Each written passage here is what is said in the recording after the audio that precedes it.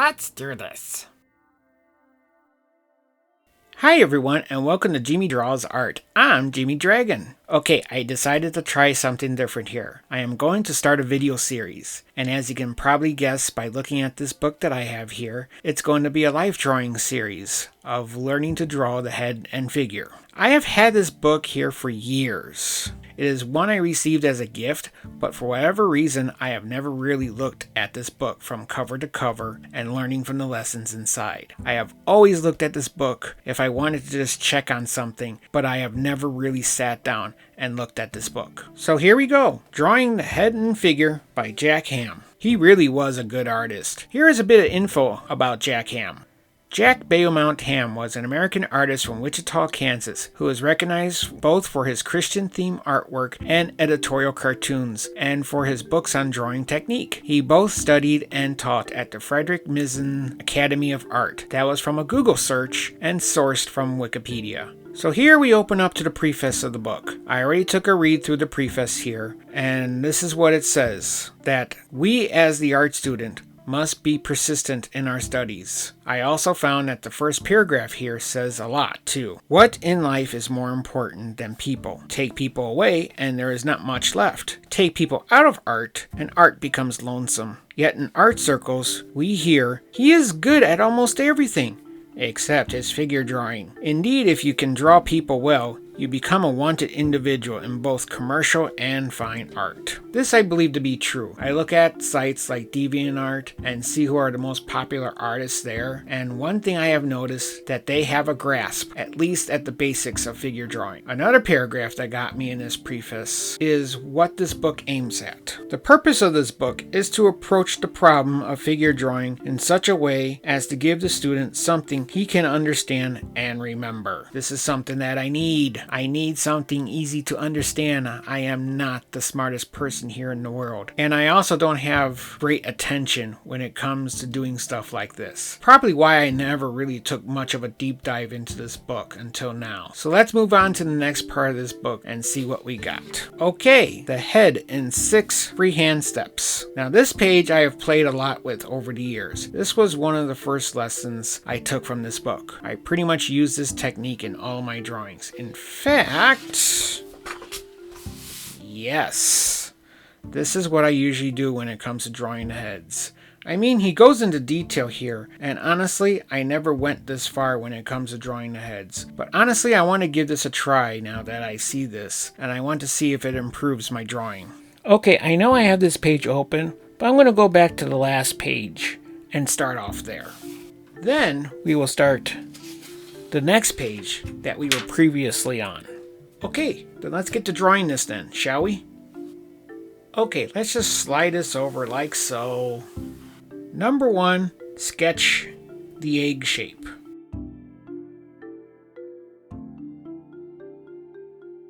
Number 2, divide it equally both ways. Mark off the horizontal line in fourths. Mark off the bottom half of the vertical line in fifths.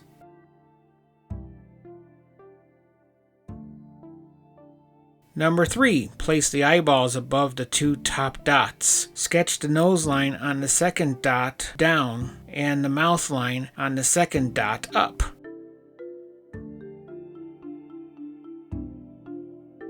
Number 4, sketch the upper lid line and the outer lip lines. Bottom of ears come even with nose. Draw outline for hair.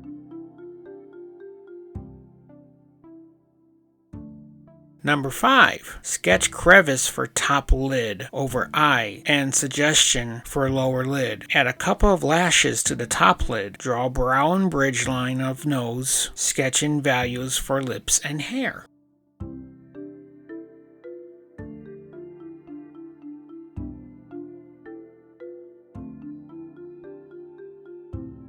Number 6, every face you do will look slightly different. Don't stop with one. Carefully draw a dozen or more until they begin to look right.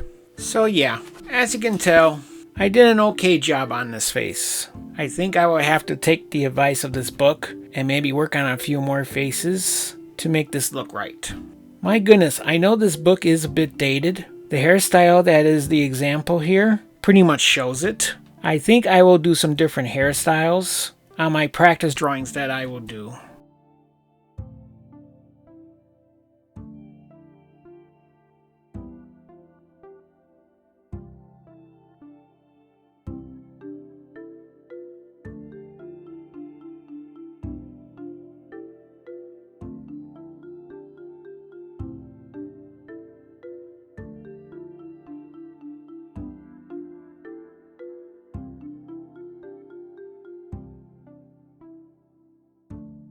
So drawing the head in 6 freehand steps. What do I have to say about this? Well, I have to say the steps are pretty easy to follow. Looking at my first drawing to my third drawing, I will have to say I see some improvement, but not much. That last drawing, I was trying something else out, trying to see if this drawing style will work with anime. It sort of does, but you might have to tweak some of the steps to make it work, but I think it'll work out alright. Anyway, it's the next part that I'm wanting to work on. It's this lesson that I'm used to working in when it comes to doing my portraits that I do, and I have tweaked some of the steps to work with the anime style, but I really want to actually try this lesson properly and see what I have been missing. So let's get to this lesson next. Head construction, the double circle. A mechanical method of setting down the proportions of the ideal female head. This method is a learning device to acquaint the student with proportions. Use it sparingly, then sketch freehand. Okay, I went through this lesson and read all the instructions. There are a lot of letters and numbers being said here, and it's a little confusing when you go through it. But with me demonstrating each step, it should be easy to get through. So here we go. Number 1. Draw a line and mark off line in fifths. This represents width of head, which is approximately 5 eyes wide. Later, the eyes will come below number 2 and number 4. Number 2. Place a compass point in the center of number 3 at the dot A. Draw a circle crossing point B, enclosing line which is 5 eyes in length. Number 3. Draw a vertical line through center of A. Add distances number 6 and 7, same as eye units 1 through 5. C will be tip of nose later. Number 4. Divide distance 6 in half, finding point F. Use this point for center of smaller circle, reaching to point E, which becomes bottom of chin. F will be the top of the mouth, and D is the bottom of the mouth.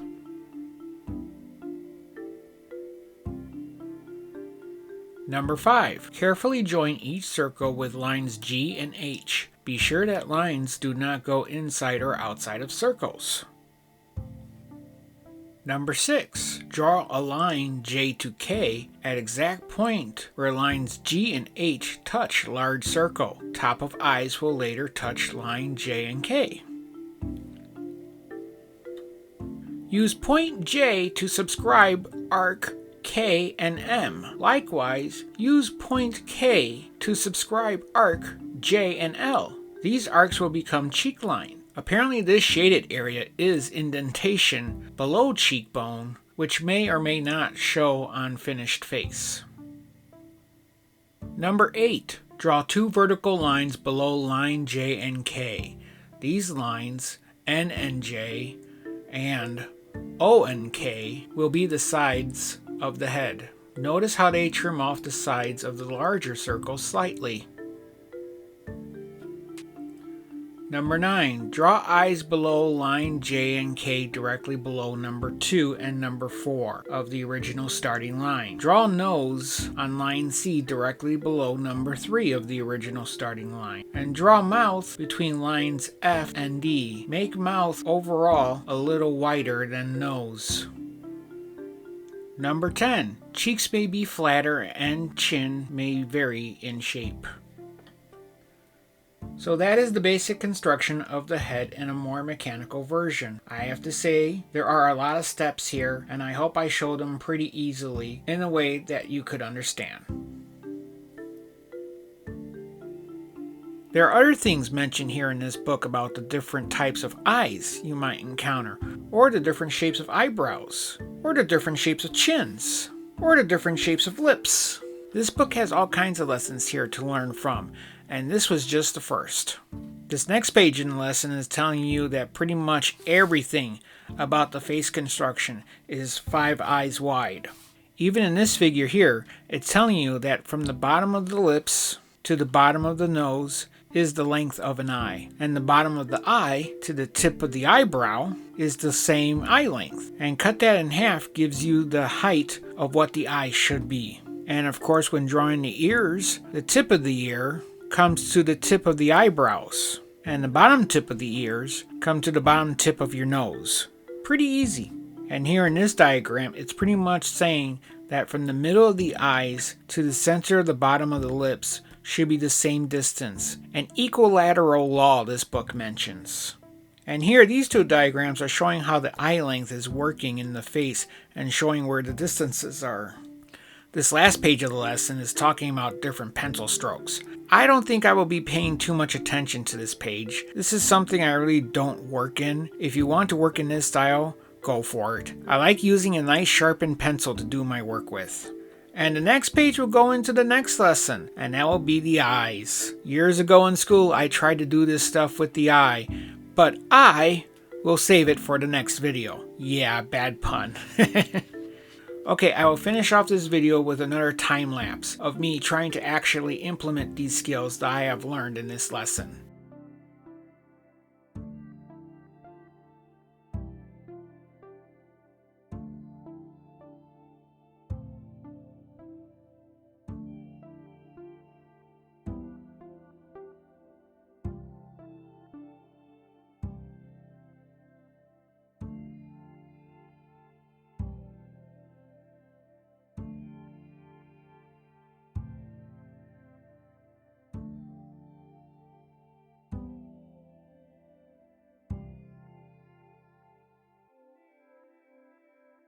I thank you for getting this far in the video. I hope that you give this video a like, and be sure to subscribe to the channel for more lessons like this in the future. I think I will be going forward with this series. Thank you for watching, and we'll see you in the next video. Bye bye.